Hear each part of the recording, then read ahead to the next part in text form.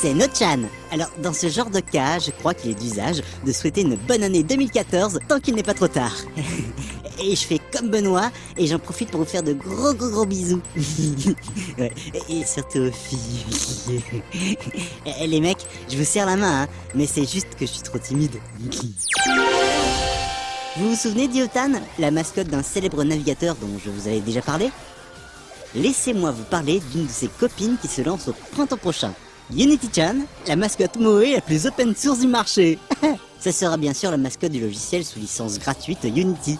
En plus, sur son site, un modèle 3D pour l'utiliser dans des jeux ou des applis sera bientôt dispo. L'année commence bien.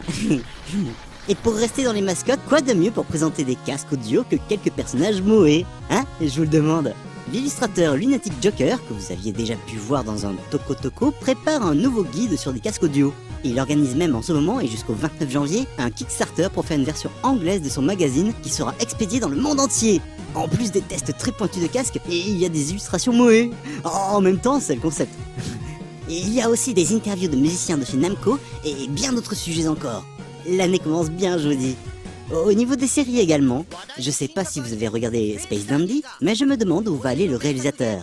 En tout cas, ils ont déjà annoncé un crossover à la fois improbable et en même temps tellement logique. Il s'agit de Space Galaga, un free-to-play sur smartphone bientôt disponible qui transposera le célèbre shoot de Namco dans l'univers du dandy de l'espace. Ah, le futur. Quand on pourra aller dans l'espace, qu'on pourra se téléporter, quand on pourra léviter... Ah, apparemment c'est déjà possible dans certains cas. C'est ce qu'ont montré récemment quelques scientifiques japonais qui arrivent à contrebalancer la gravité au moyen d'ondes. Quelques ultrasons permettent de soulever des gouttes d'eau ou des petites particules. C'est pas encore un vaisseau spatial, mais c'est déjà bien cool.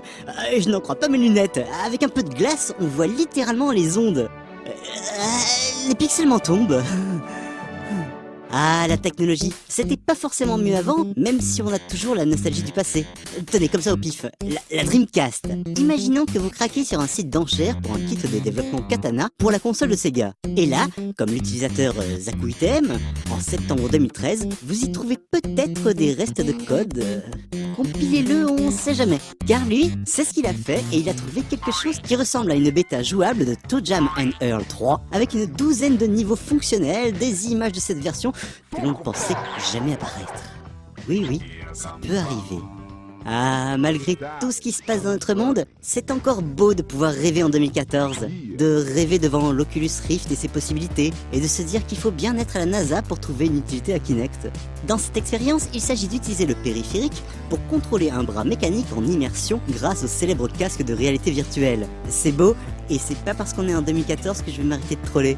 Et puis quoi encore? Allez, sur ce, à bientôt les otaques.